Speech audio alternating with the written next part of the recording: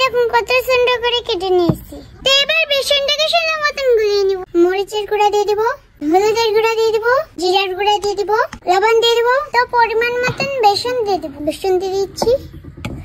তো এবার আমি পরিমাণ মতন পানি দিয়ে দিব। তো সুন্দর মতন গুলিয়ে নিব। তো এবার তেল দিয়ে দিব। তো এবার গরম তেলে দিয়ে দিব।